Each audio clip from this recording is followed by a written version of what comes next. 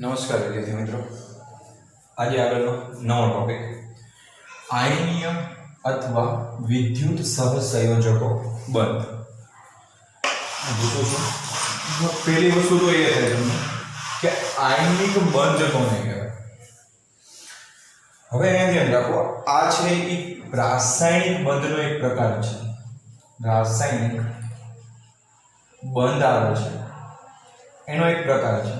જેમ આપણે સહસંયોજક બંધ ભણ્યા, સહસંયોજક બંધ ભણ્યા, એવી જ રીતે રાસાયણિક બંધનો આ બીજો પ્રકાર છે આયનિક આયનીય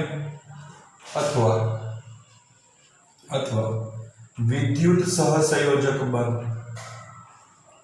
સહસંયોજક બંધ. હવે આયનીય ઉપરથી આપણને ખ્યાલ આવે કે ભાઈ આયનીય કીધું. શું કીધું? આયનીય. તો એટલે કે આયનની વાત થતી હશે અંદર. તો આપણને બધાને ખબર છે કે આયન બે આવે. કેટલા આવે? બે આવે. કયા કયા? એક તો ધન આયન આવે અને બીજું આવે ઋણ આયન આવે. તો આ ધન અને ઋણ આયન એકબીજાને આકર્ષણ કરતા હોય. શું થતા હોય? આકર્ષાતા હોય. તો એના દ્વારા જે બંધ બનતો હશે એ કયો હશે? આયનીય બંધ હશે. એવું કંઈક કીધેલું છે. હવે તમને એમ થાય વિદ્યુત બેનું નામ એક જ છે, આયનીય કયો કે વિદ્યુત સહસંયોજક બંધ કયો? વિદ્યુત સહસંયોજક બંધની વ્યાખ્યા આપણે આગળ આવી કે જ્યારે કોઈ પણ પરમાણુ ધન અને ઋણ આયન બનાવે છે ત્યારે તેમના વચ્ચે જે આકર્ષણ બળ લાગતું હોય છે, તેમના વચ્ચે જે આકર્ષણ બળ છે એ એકબીજા ધન અને ઋણ આયનને જે જકડી રાખે છે, એ જકડી રાખતા આકર્ષણ બળને શું કહેવામાં આવે છે? સ્થિર વિદ્યુતીય આકર્ષણ બળ લાગતું હોય, જે જકડી રાખે છે. તો એના દ્વારા જે બંધ બનતો હોય એને કેવો કહેવાય? વિદ્યુત સહસંયોજક બંધ. ફરીવાર કહું છું કે ધન અને ઋણ આયન જે આકર્ષણ બળ છે એ જકડી રાખતું હોય તો તેવા બંધને શું કહેવામાં આવે છે? વિદ્યુત સહસંયોજક બંધ. વિદ્યુત ઉપરથી ખ્યાલ આવે છે. વિદ્યુત તો આપણને ખબર છે કે એક શું કહેવાય? પ્રવાહ હશે. તો પ્રવાહ આપણને ખબર છે કે જ્યારે બેટરી હોય તો પ્રવાહમાં પ્લસ અને માઇનસ આવશે. તો આ બે વચ્ચે જે આકર્ષણ બળ લાગતું હોય, એકબીજાને જે આયન છે એકબીજાને જકડી રાખતા હોય, તો એ જકડી રાખતું આકર્ષણ બળને શું કહેવામાં આવે છે? જેના દ્વારા બંધ રચાય એને વિદ્યુત સહસંયોજક બંધ કહેવામાં આવે છે. બીજો પ્રશ્ન એ થાય કે ભાઈ જ્યારે કોઈ પણ પરમાણુ હોય છે, બરોબર, તો આ ધન આયન એટલે કે અહીંયા પ્રોટોન હોય છે, અહીંયા ઇલેક્ટ્રોન હોય છે, બરોબર, પ્રોટોન અને ઇલેક્ટ્રોન. આને Q1 કહી દો અને Q2 કહી દો. તો આ એક કુલંબ થઈ ગયું. આ કુલંબ બળ 1, કુલંબ 2, બરોબર. તો એ જે આ કુલંબીય બળ કહેવાય. અને શું કહેવાય? જે એકબીજાને આકર્ષણ કરતું એને કુલંબીય બળ પણ કહી શકો, બરોબર. તો કુલંબીય બળ આમાં કેવું લાગતું હોય? આયનીયમાં સ્થિર વિદ્યુતીય આકર્ષણ બળ લાગતું હોય. કયું બળ લાગતું હોય? તમને પૂછે કે ભાઈ ધન અને ઋણ આયનમાં કયું કુલંબીય બળ લાગે છે, તો તમે કહી શકો ભાઈ એના વચ્ચે છે સ્થિર વિદ્યુતીય આકર્ષણ બળ લાગતું હોય છે. આટલો એક કોન્સેપ્ટ ખબર પડી ગઈ. બીજી વસ્તુ આપણે એ જોયું કે આયનીય બંધ કોને કહેવાય? તો ભાઈ ધન અને ઋણ આયનથી જે બંધ રચાતો હોય એને શું કહેવાય? શું કહેવાય? આયનિક બંધ કહેવાય. તો ભાઈ આયનીય બંધ છે એ બને ક્યારે? કયા કયા પરમાણુ અંદર ભાગ લેતા હશે, કયા કયા તત્વો એની અંદર ભાગ લેતા હશે, તો એના વસ્તુ વિશે અહીંયા આપણે ચર્ચા કરવાની છે. તો પહેલો પ્રશ્ન એમ થાય કે આયનીય બંધ છે એ બને ક્યારે? તો એક વસ્તુ નોટ કરો કે આયનીય બંધ બનવા માટેની બે શરતો છે. કેટલી શરતો છે? બે શરત. કે આયનીય બંધ ત્યારે જ બની શકે જ્યારે સરળતાથી કોઈ પણ તત્વ અથવા પરમાણુ ધન અને ઋણ આયન બનાવી શકતો હોય, બરોબર, ધન અને ઋણ આયન બનાવી શકતો હોય તેવા તત્વો છે એ શું કરી શકે? આયનીય બંધની રચના કરી શકે. તો હવે તમને એમ થાય કે ભાઈ એવા કયા તત્વો છે કે ભાઈ સરળતાથી ધન આયન આપી શકે અને સરળતાથી ઋણ આયન આપી શકે? તો આપણને બધાને ખબર છે કે ધન આયન છે એ સરળતાથી કોણ આપે? ધન આયન મેટલ આપે, કોઈ પણ, એટલે કે ધાતુ આપે, બરોબર. તો ધાતુ પણ કઈ? આલ્કલી ધાતુ.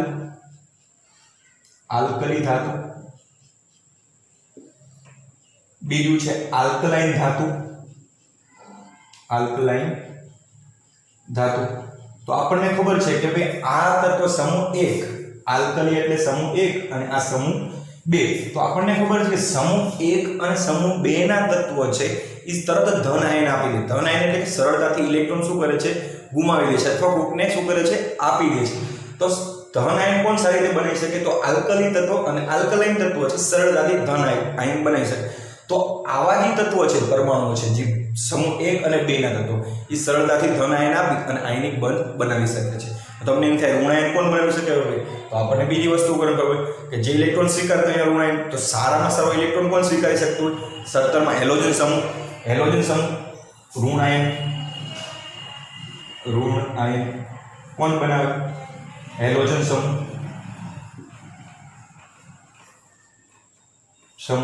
અને કેવા હોય? બધા અધાતુ હોય, બરોબર. તો આ એક વસ્તુનો કોન્સેપ્ટ ક્લિયર થઈ ગયો. ભાઈ સરળતાથી કોણ ધન અને ઋણ આયન? તો ધન આયન છે સરળતાથી આલ્કલી તત્વો અને આલ્કલાઇન ધાતુ આપી શકે. આ પણ ધાતુ છે અને આ પણ ધાતુ છે, બરોબર. ઋણ આયન કોણ આપી શકે? હેલોજન તત્વો. તો આના ઉપરથી બીજું પણ ખ્યાલ આવી ગયો કે ભાઈ આયન બંધ છે, આયનીય બંધ, બરોબર. એ તો એક તો આના બે વચ્ચે આ આલ્કલી ધાતુ અને આલ્કલાઇન ધાતુ અને હેલોજન વચ્ચે રચાતો હશે. બીજો એ કોન્સેપ્ટ પણ ખબર પડે કે ધાતુ અને અધાતુ વચ્ચે છે એક પ્રક્રિયા થઈને શું બનતો હશે? આયનીય બંધ બનતો હશે. કારણ કે ધાતુ છે ઇલેક્ટ્રોન આપી દે, અધાતુ છે સરળતાથી ઇલેક્ટ્રોન સ્વીકારી લે. તો ધાતુ અને અધાતુ વચ્ચે પણ શું થતું હોય? અધાતુ વચ્ચે આયનીય બંધ બનતો. તો પહેલો કોન્સેપ્ટ એ થયો કે કઈ રીતે બને. તો પહેલો પોઈન્ટ એ છે કે આયનીય બંધ છે બે બાબત પર આધાર રાખે છે. પહેલી બાબત કે કોઈ પણ તટસ્થ પરમાણુ, કેવો પરમાણુ? તટસ્થ પરમાણુ સરળતાથી ધન અને ઋણ આયન બનાવી શકે ત્યારે આયનીય બંધ બને. કે ભાઈ કોઈ પણ તત્વ છે તટસ્થ પરમાણુ માની લો કે બે તટસ્થ પરમાણુ લઈ લીધી છે આપણે, Na અને બીજો Cl, બરોબર. તો આપણને ખબર છે કે ભાઈ Na છે, બરોબર, એક ઇલેક્ટ્રોન શું કરશે? એ ગુમાવશે. એક ઇલેક્ટ્રોન એ શું કર્યો? ગુમાવ્યો. અને કેમાં રૂપાંતર થઈ ગયું? Na+ માં. કારણ કે ગુમાવ્યો એટલે એના માટે કેવી નિશાની? પ્લસની. તો આ જે એક ઇલેક્ટ્રોન હતો એ એક ઇલેક્ટ્રોન Cl એ સ્વીકારી લીધો અને Cl- માં રૂપાંતર થઈ ગયું. તો હવે જો આ બંનેની ઇલેક્ટ્રોન રચના છે એ બંનેનો અષ્ટક પૂર્ણ હશે. જોઈ લો. હવે આનો પરમાણુ ક્રમાંક 11 હતો, આનો 17 હતો. તો પહેલા આની ઇલેક્ટ્રોન રચના 2 8 1 હતી. આની કઈ હતી? 2 8 7 હતી. હવે જોઈ લો આની ઇલેક્ટ્રોન રચના 2 8, આની પણ જોઈ લો 2 8 8, બરોબર. તો કોઈ પણ છે ધન આયન ને ઋણ આયન સ્વીકારે કેવો અષ્ટક પ્રાપ્ત કરી લીધું? સરખો ઉમદાવાદી જેવું તત્વ પ્રાપ્ત કરી લીધું. હવે તમને એમ વસ્તુ થાય કે ભાઈ Na અને Cl, તો એક બહુ સરસ સવાલ છે, સાંભળો શાંતિ. કે ભાઈ આના વચ્ચે બંધ બને? Na અને Cl, Na+ અને Cl વચ્ચે? ના બને. કેમ ના બને? કારણ કે જો આવું તમને કીધું છે એટલે આપણે થોડું સમજવી છે જેથી તમને સરળ રહે. પણ આ એક હકીકત કહું છું. શું છે આ વસ્તુ સાચી? કે ભાઈ Na અને Cl છે, આગળ આપણે ભણી ગયા, ક્યારે કોઈ પણ પરમાણુ છે એ તટસ્થ ઇલેક્ટ્રોન રચના બનાવી લે ત્યારે કોઈ પણ જાતના છે ઇલેક્ટ્રોન આપશે નહીં, કોઈની લેશે નહીં. તો ઇલેક્ટ્રોન આપશે પણ નહીં અને કોઈની પાસેથી લેશે પણ નહીં, તો બંધ કઈ રીતે બનાવશે? નો બનાવે. તો આ કોઈને Na અને Cl શું કોઈની પાસે ઇલેક્ટ્રોન લેશે ને કોઈને ગુમાવશે નહીં લે, બરોબર. તો આ Na+ અને Cl- તો એ કેમ કે છે કે ભાઈ NaCl બંધ? તો NaCl બંધ તો બરોબર છે, ઈ છે. ક્યારે તમે NaCl આવીને જોયું? નહીં જોયું. હંમેશા NaCl આવીને જોયું હશે, Na+Cl-.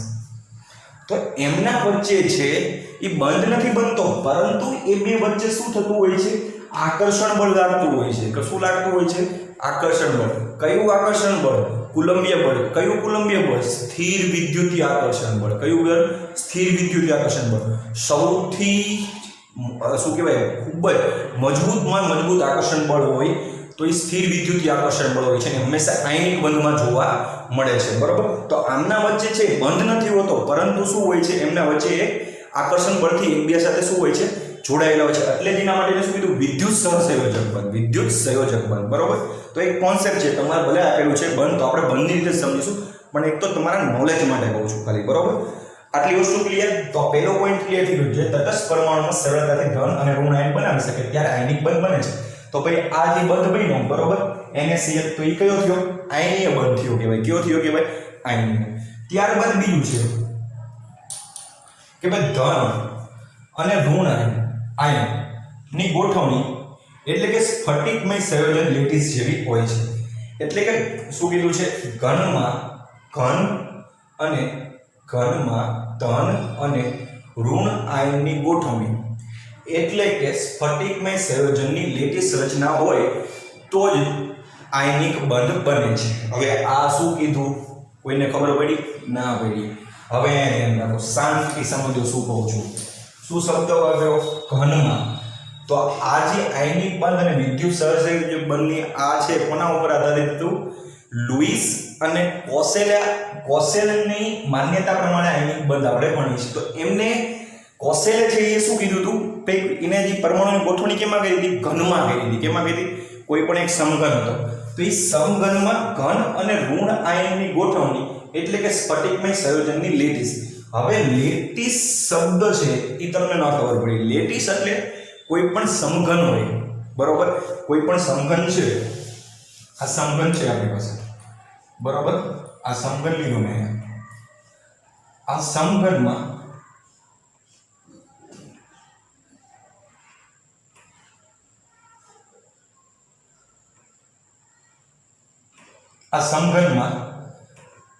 આ જે પરમાણુ છે, જે આયન છે, એમની ગોઠવણી છે વ્યવસ્થિત હોવી જોઈએ. કેવી હોવી જોઈએ? વ્યવસ્થિત અને એક જ દિશામાં હોવી જોઈએ. એટલે કે અહીંયા એને આવ્યો તો અહીંયા Cl જ આવવો જોઈએ, અહીંયા એને આવ્યો અહીંયા Cl આવવો જોઈએ, અહીંયા એને આવવો જોઈએ, અહીંયા Cl આવવો જોઈએ, અહીંયા એને આવવો જોઈએ. કે એવું નહીં કે અહીંયા Cl આવ્યો પછી અહીંયા એને આવ્યો, એવી રીતે નહીં. ક્રમબદ્ધ રીતે ગોઠવણી જોઈએ કે અહીંયા એને આવ્યો તો અહીંયા Cl જ આવવો જોઈએ, કારણ કે એમની વચ્ચે આકર્ષણ બળ લાગતું હોય છે, બરોબર? તો એમની ગોઠવણી છે લેટીસ પ્રકારની હોવી જોઈએ. કેવી?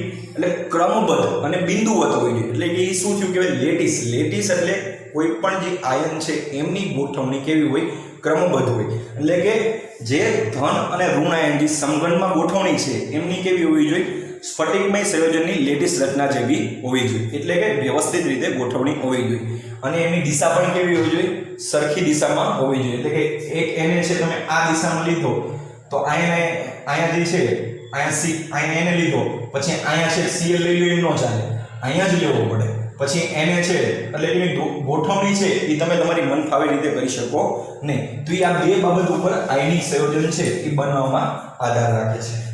ત્યારબાદ ત્રીજું કીધું છે બે બાબત. આ બે બાબત થઈ ગઈ. તો બે બાબત પર આયનિક બંધ છે બને તે આધાર રાખે છે. ત્યારબાદ એમને એવું કીધું કે ધન આયનની રચનામાં આયનીકરણ એન્થાલ્પી સંકળાયેલી હોય છે. હવે તમને એમ થાય કે ભાઈ ધન આયન બને તેમાં આયનીકરણ એન્થાલ્પીનો શું ભાગ? તો અહીંયા ધ્યાન રાખો.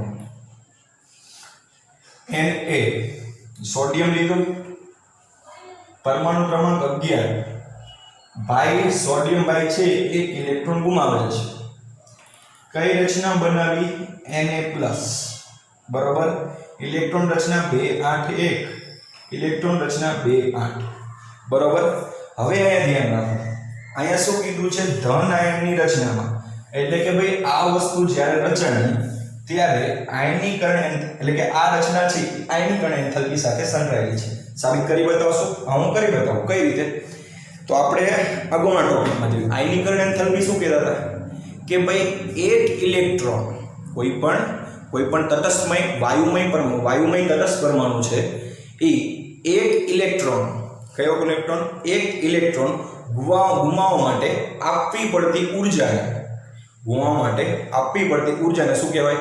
આયનીકરણ એન્થાલ્પી કહેવાય. તો એક ઇલેક્ટ્રોન આ ભાઈ ગુમાવ્યો તો કઈ એન્થાલ્પી થઈ કહેવાય? આયનીકરણ એન્થાલ્પી.